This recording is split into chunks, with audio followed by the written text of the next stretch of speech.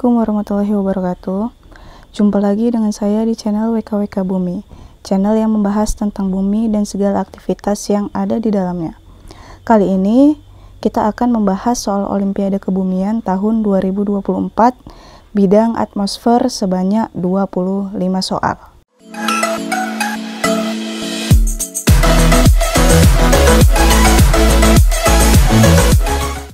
Soal ini menanyakan terkait dengan komposisi gas di atmosfer bumi, yaitu gas yang jumlah molekulnya itu paling kecil. Itu yang mana? Ya, jawabannya itu adalah yang B, itu hidrogen. Sesuai dengan data yang ditampilkan pada tabel di samping ini, berat molekul yang paling ringan dari semua gas permanen ini adalah gas hidrogen dengan jumlah 2,02. Jadi jawabannya yang B.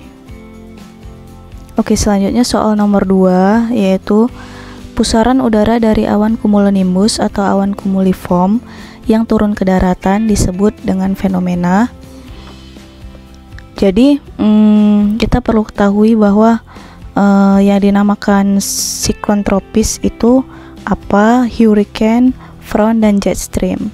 Nah, pada gambar bisa kita lihat bahwa jet stream dan hurricane adalah tipe siklon tropis kayak gitu. Jadi siklon tropis itu salah satunya, contohnya itu adalah hurricane kayak gitu. Kemudian kalau yang jet stream adalah garis hayal atau pita hayal yang mengelilingi bumi kayak gitu.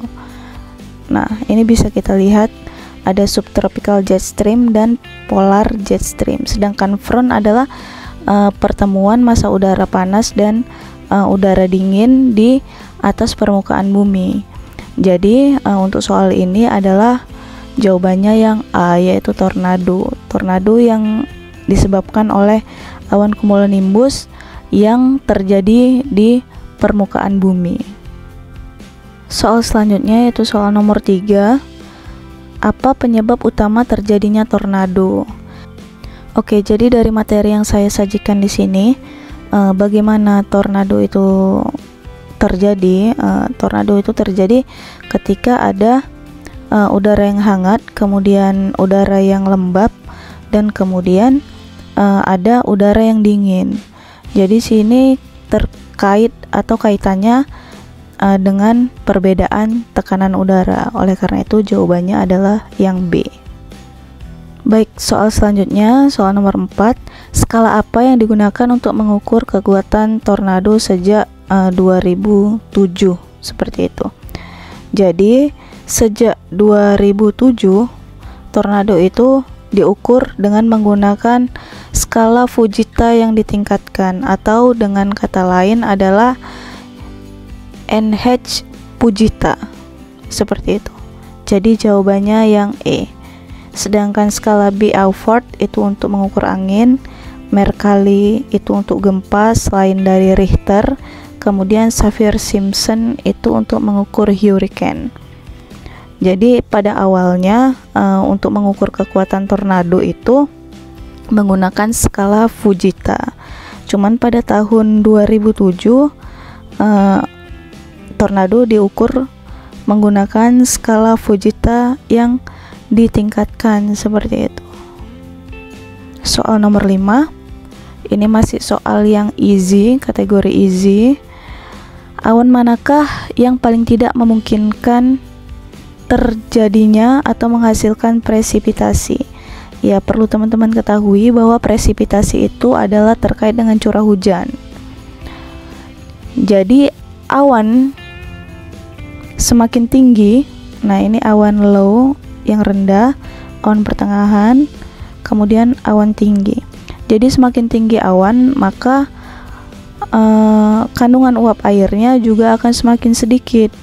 Oleh karena itu, jika dipilih dari pilihan A, B, C, D, E, maka jawabannya adalah yang D, cirrocumulus. Ya, cirrocumulus adalah termasuk salah satu tipe awan yang tergolong tinggi, seperti itu.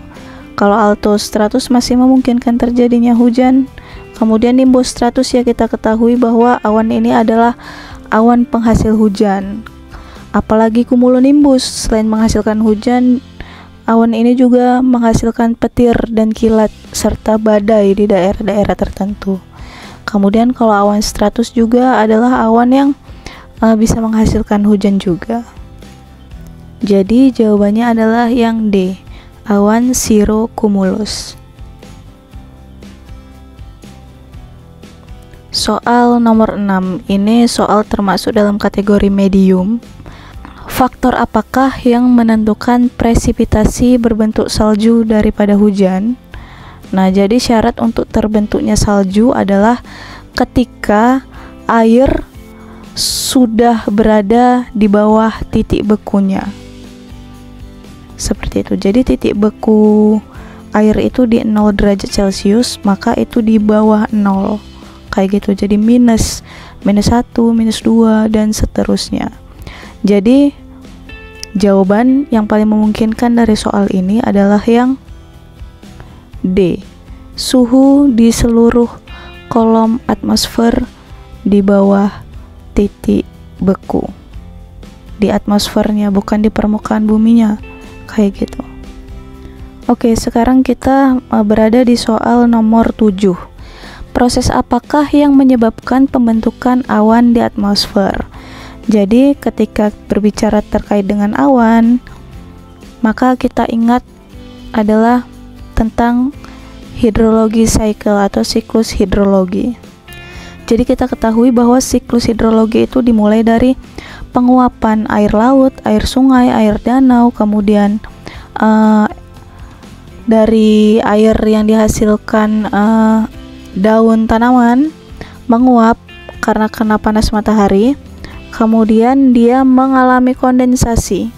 Kemudian setelah terjadi kondensasi, maka akan terjadi presipitasi atau turunnya partikel-partikel awan, bisa berbentuk air, bisa berbentuk salju, bisa berbentuk fog, dan bisa berbentuk hail, kayak gitu. Jadi untuk soal ini jawabannya adalah yang B, udara yang mengandung uap air naik dan mendingin. Oke, selanjutnya soal nomor 8. Soal ini medium tingkatannya. Di lintang manakah angin baratan atau westerlies umumnya ditemukan? Oke, dari gambar yang telah saya sajikan, nah kita bisa tahu bahwa di sini terjadi westerlies, kemudian ini juga. Jadi kalau kita lihat lintangnya, westerlies itu terjadi di lintang 30, baik itu lintang utara maupun selatan, sampai ke lintang 60, baik itu juga di lintang utara dan lintang selatan. Jadi jawabannya adalah yang D, 30 derajat sampai 60 derajat lintang utara dan lintang selatan. Soal selanjutnya, soal nomor 9. Soal ini tergolong high. Kapan biasanya terjadi angin lembah? Jadi yang perlu teman-teman ketahui bahwa angin itu selalu diberi nama sesuai dari mana asalnya. Kalau asalnya dari laut, maka nama anginnya angin laut. Kalau asalnya dari tenggara, maka dinamakan angin tenggara. Kemudian ketika asalnya dari gunung, maka dinamakan angin gunung. Jadi kita lihat pada gambar, pada siang hari angin berasal dari lembah atau dari daratan. Ini dia asalnya, kemudian dia bergerak ke atas dan kemudian turun lagi ke bawah. Sedangkan yang malam hari anginnya itu berasal dari gunung, dari sini, kemudian turun ke lembah, kemudian naik lagi, dan seterusnya seperti itu. Jadi dari gambar ini bisa kita ketahui bahwa angin lembah itu terjadi pada siang hari. Nah, di sini dia ya, asalnya dari lembah. Jadi jawabannya adalah yang B, siang hari. Selanjutnya soal nomor 10, ini juga kategori high. Angin Chinook adalah salah satu contoh dari, ya, ini adalah tipe angin Von yang terdapat di daerah pedalaman Amerika Utara bagian barat. Jadi angin ini terjadi di Amerika. Dari gambar yang saya sajikan, kalau angin kata batik itu adalah nih terkait dengan angin gunung dan angin lembah. Kemudian angin monsun itu terkait dengan pergerakan angin yang menyebabkan 2 musim di Indonesia. Kemudian angin gunung, nah ini juga angin gunung. Jadi angin laut ini merupakan jawaban pengecoh. Dari soal ini jawabannya itu yang C. Jika teman-teman ingin mengetahui nama-nama angin Von di dunia, bisa diakses dari link yang saya cantumkan di video ini. Jadi angin Chinook itu adalah salah satu contoh dari angin Von. Nah, dia letaknya di sebalik pegunungan yang sifatnya itu hangat dan kering. Biasanya ini bisa menyebabkan kebakaran atau kemarau yang panjang atau menyebabkan tanaman-tanaman mati. Kalau di Indonesia biasanya kita kenal dengan angin gending atau angin bahorok, seperti itu. Oke, selanjutnya nomor 11. Ini juga kategori soal height. Fenomena cuaca manakah yang termasuk dalam skala mikroskopis gerakan atmosfer? Jadi yang perlu kita garis bawahi di soal ini adalah skalanya mikroskopis atau skalanya kecil, enggak menyeluruh sedunia atau sebola bumi kayak gitu. Kita ketahui bahwa angin monsun di pilihan A itu terjadi di wilayah negara yang hitungannya itu luas. Kalau angin baratan lagi lebih luas lagi, di lintang 30 sampai 60 baik lintang utara maupun lintang selatan. Sedangkan sirkulasi Selhatli, nah ini kita lihat juga dari 0 derajat sampai 30 derajat. Dari 0 derajat sampai 30 derajat lintang selatan. Seperti itu. Kemudian untuk jet stream, nah ini lagi mengelilingi bumi, ada di polar dan ada di wilayah subtropikal. Jadi untuk jawaban dari soal ini adalah yang E, Dust the Field. Nah, untuk gambar Dust the Field ini sudah saya lampirkan di sini ya. Ini adalah skalanya mikroskopis, terjadi di suatu wilayah di permukaan bumi kayak gitu. Sekarang soal nomor 12 kategori soal medium. Manakah di antara pilihan di bawah ini yang bukan merupakan faktor yang mempengaruhi pola angin pada semua skala? Artinya baik itu skala mikroskopis, meso maupun makro, skala kecil, sedang maupun besar kayak gitu. Mana yang bukan merupakan faktor yang mempengaruhi pola angin kayak gitu. Jadi perlu kita ketahui bahwa faktor yang mempengaruhi terjadinya angin itu ada yang namanya gradien barometris. Jadi menurut gradien barometris ini adalah bilangan yang menunjukkan perbedaan tekanan udara dari dua isobar yang jaraknya 111 km. Semakin besar gradien barometris, maka akan semakin cepat tiupan anginnya. Kemudian ada letak tempat, kemudian ada ketinggian tempat, kemudian ada waktu angin akan bergerak.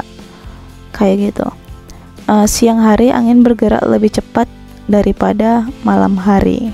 Jadi dari semuanya yang merupakan jawaban adalah yang di konsentrasi ozon di atmosfer. Jadi konsentrasi ozon di atmosfer ini tidak mempengaruhi faktor pola angin di permukaan bumi. Sekarang kita ke nomor 13. Ini soal masih medium. Angin Santa Ana yang terjadi pada Oktober 2023 di California berkontribusi terhadap, menurut sumber yang telah saya dapatkan di Wikipedia, bahwa angin Santa Ana ini adalah angin yang sejuk dan kering. Seperti itu.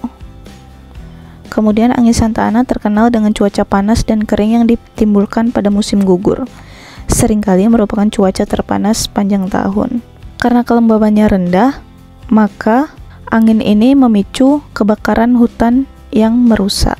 Oleh karena itu, jawaban pada soal ini adalah yang C, yaitu peningkatan resiko kebakaran hutan. Selanjutnya soal nomor 14, ini juga masih kategori medium. Apa peran viskositas udara dalam pembentukan lapisan atmosfer? Saya telah mencari dari berbagai sumber bahwa yang perlu kita ketahui, viskositas itu adalah kekentalan fluida. Kalau dikaitkan dengan atmosfer, viskositas ini kandungan partikel yang terdapat dalam udara seperti aerosol. Dan yang kita ketahui bahwa partikel aerosol ini mempengaruhi pembentukan awan dan umurnya, kemudian menyerap dan menghamburkan sinar matahari, kemudian mempengaruhi komposisi atmosfer dan berdampak pada kesehatan manusia. Jadi dapat disimpulkan bahwa semakin banyak partikel aerosol dapat menghasilkan tetesan awan yang lebih banyak, namun ukurannya lebih kecil. Hal ini dapat mengurangi curah hujan yang turun dari awan tersebut. Seperti itu. Jadi awan yang terbentuk itu banyak, cuman ukuran partikelnya kecil, sehingga tidak mencukupi syarat untuk air itu turun ke permukaan bumi. Jadi dari pilihan-pilihan yang ada, jawabannya adalah yang C, mengurangi transfer materi di atmosfer. Kalau yang dia menstabilkan lapisan atmosfer sehingga mencegah pembentukan awan, ini bertentangan dengan viskositas pada lapisan atmosfer tadi. Viskositas ini dia malah menghasilkan awan. Soal nomor 15, lapisan Ekman dalam konteks atmosfer merujuk pada. Jadi kita perlu ketahui dulu apa itu lapisan Ekman, seperti itu. Menurut Wikipedia, lapisan Ekman merupakan lapisan dalam suatu fluida yang terdapat keseimbangan gaya antara gaya gradien tekanan, gaya Coriolis, dan gaya tarik turbulen. Ini pertama kali dijelaskan oleh Vaughn-Walfrid Ekman. Ya, lapisan Ekman ini terjadi baik di atmosfer maupun di lautan, seperti itu. Jadi, kalau untuk pilihan yang A, lapisan tempat pengaruh gesekan tidak lagi penting. Justru di lapisan Ekman ini terjadinya lah gaya gesek, kayak gitu. Jadi yang A salah. Yang B, lapisan tempat tekanan atmosfer adalah yang paling tinggi. Di teori ini tidak disebutkan demikian. Kemudian yang C, lapisan aliran fluida dipengaruhi oleh Coriolis dan gesekan. Ini sesuai dengan teori yang ada. Jadi jawabannya adalah yang C.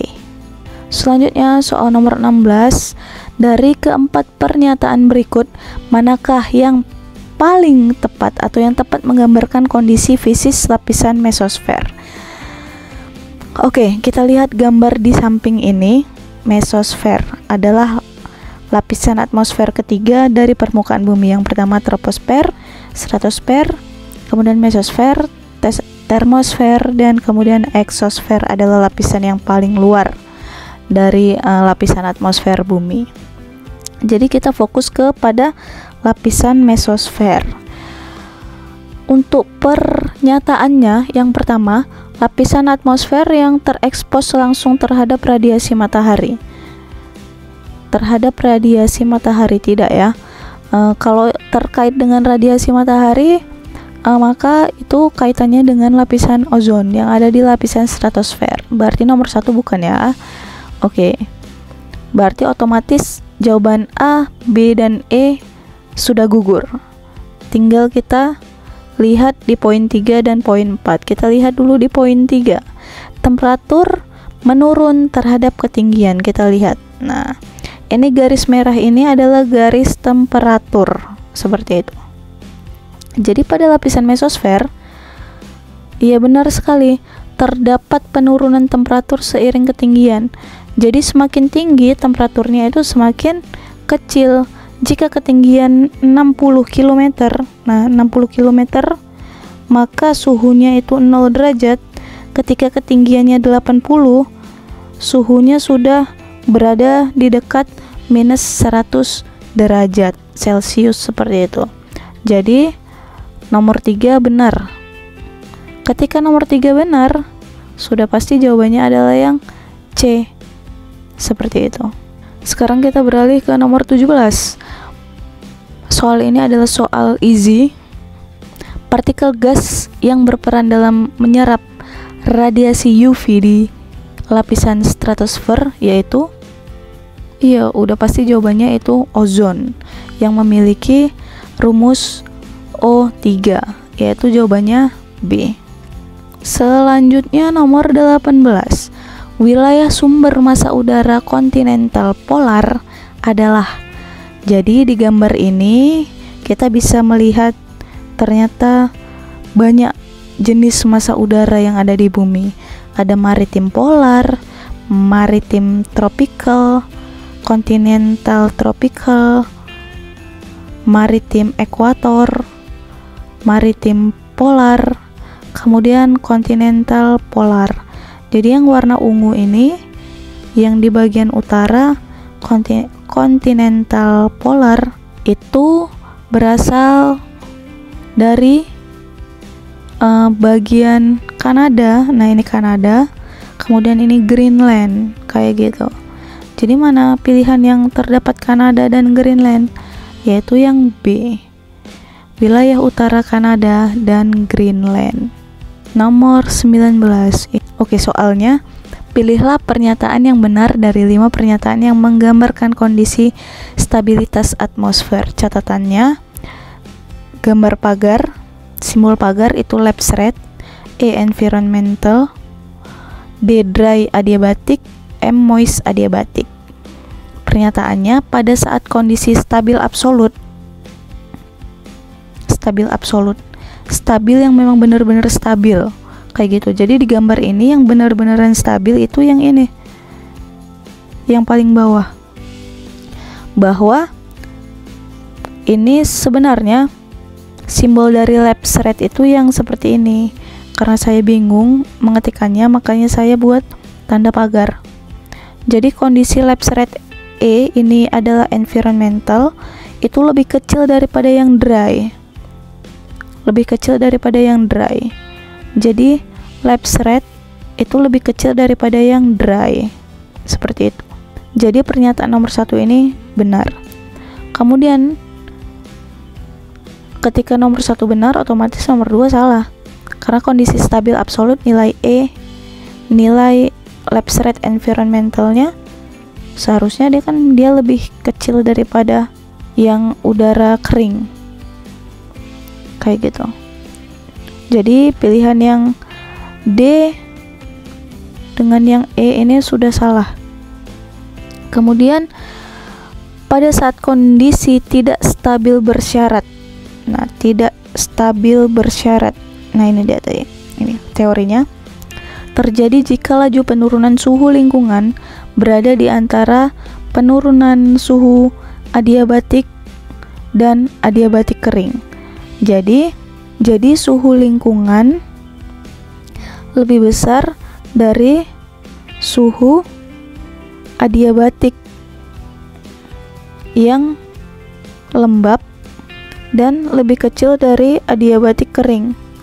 Jadi yang nomor 3 sama dengan adiabatik kering dengan adiabatik yang lembab.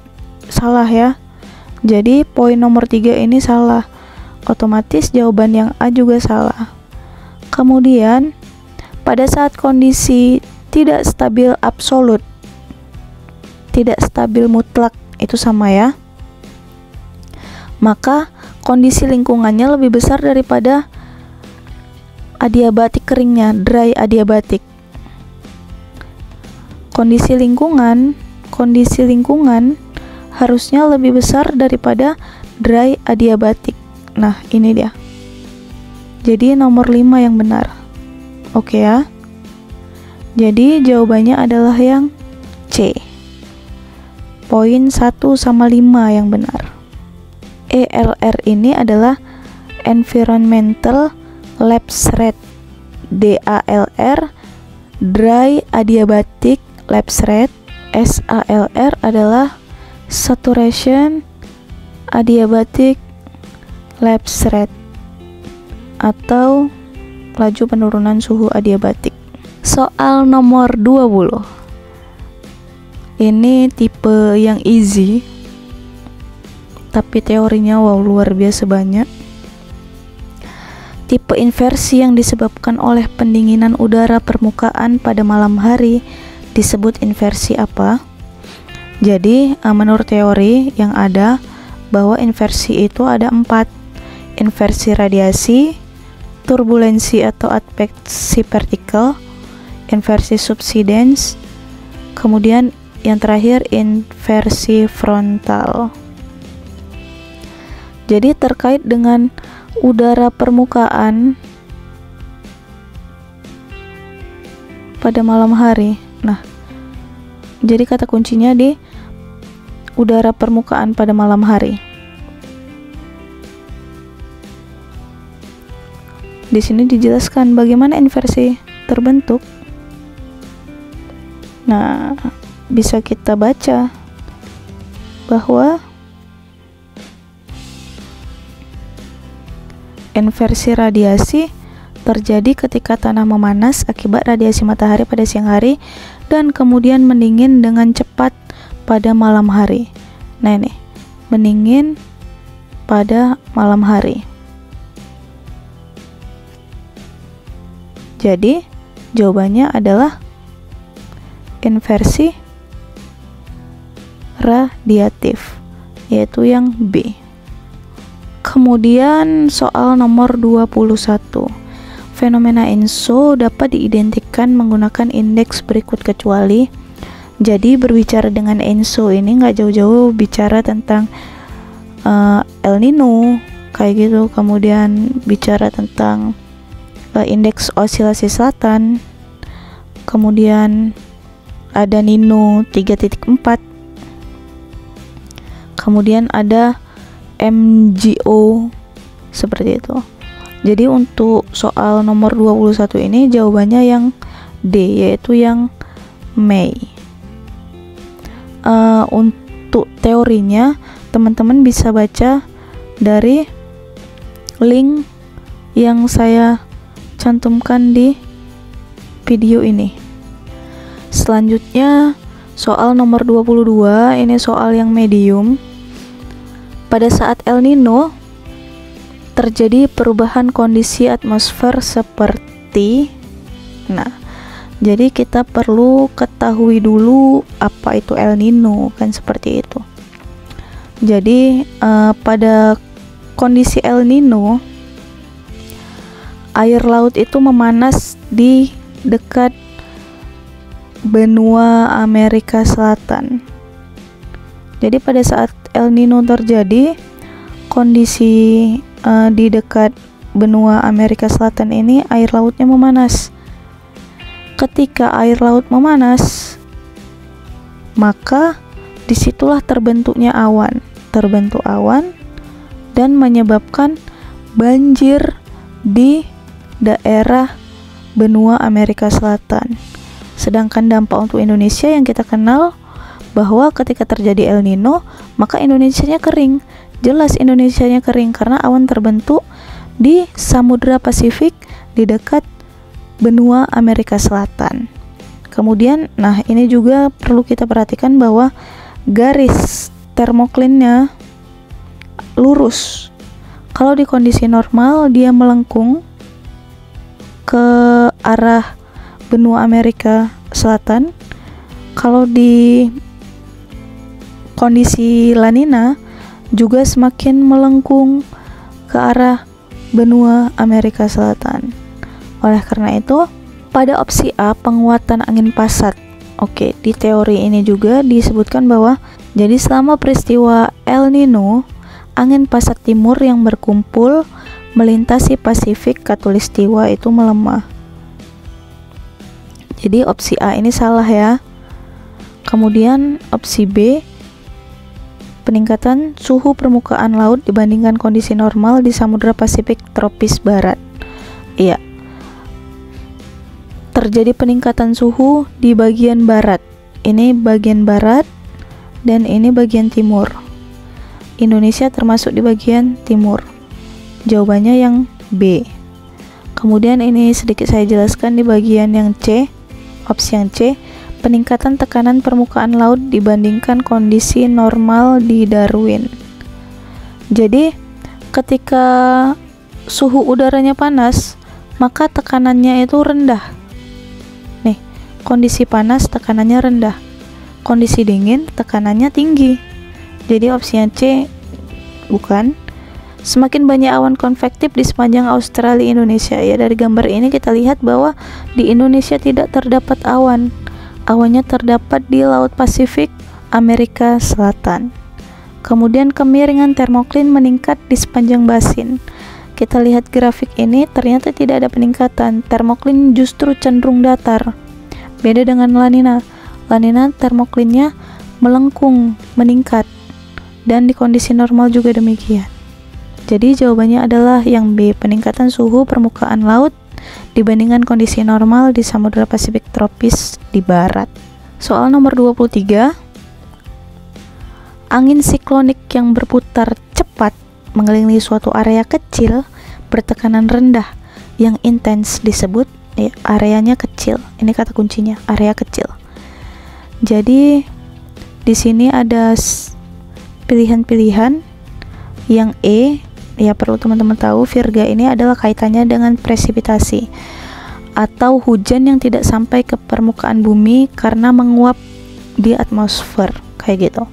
Jadi ada tipe hujan yang dia sudah turun dari awan, awannya sudah melakukan terjadi presipitasi, namun ketika di atmosfer air yang diturunkan ini menguap, jadi tidak turun ke permukaan bumi, seperti itu.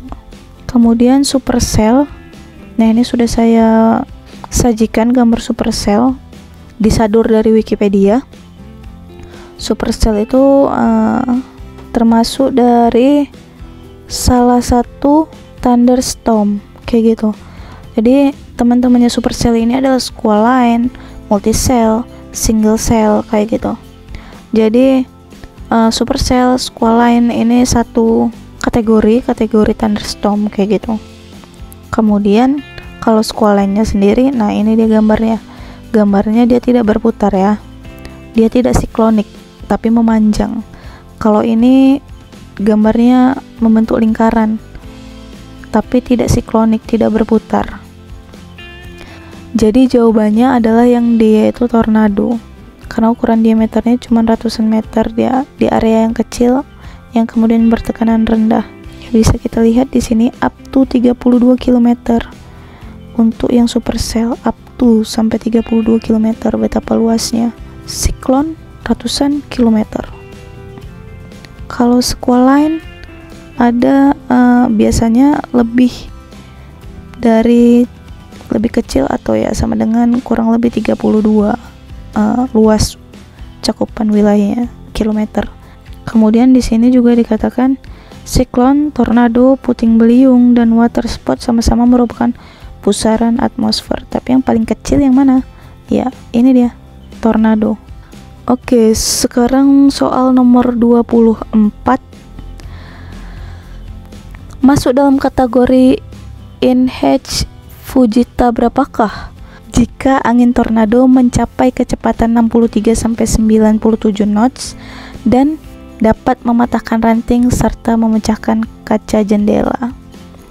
Jadi di tabel yang sudah disajikan, ini satuannya kilometer per jam, ada yang meter per jam juga. Nah, ini perbandingan antara Fujita scale dan NH Fujita atau Fujita yang sudah ditingkatkan. Kemudian ini ada deskripsi bagian apa sih yang rusak jika kekuatannya EF0, EF1, EF2, EF3, EF4, dan EF5.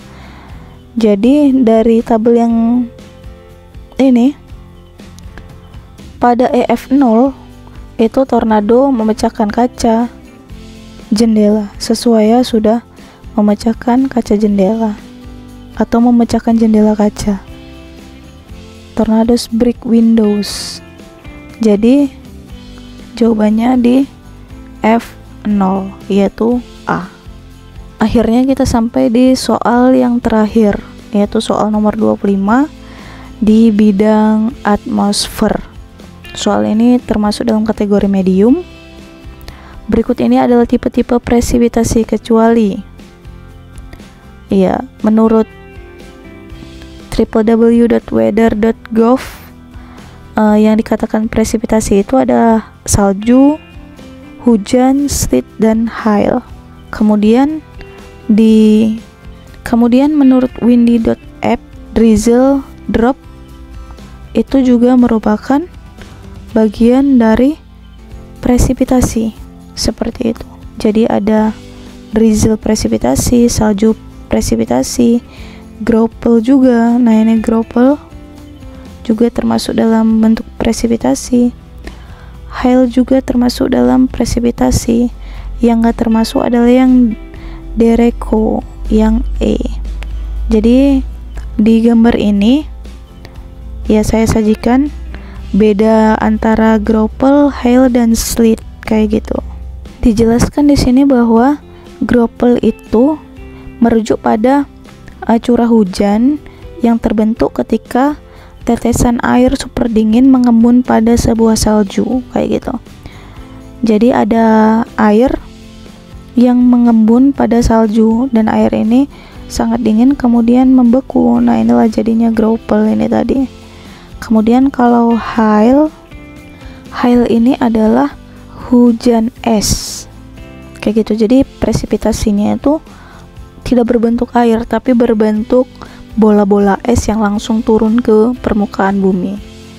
Sedangkan sleet ini mirip hail, hanya saja dia lebih kecil. Kemudian dibentuk oleh pembekuan dari cairan hujan atau partikel-partikel yang telah meleleh dari salju kayak gitu. Oke, demikian pembahasan dari 25 soal tentang atmosfer pada soal Olimpiade Kebumian tingkat kabupaten kota. Sampai jumpa. Assalamualaikum warahmatullahi wabarakatuh.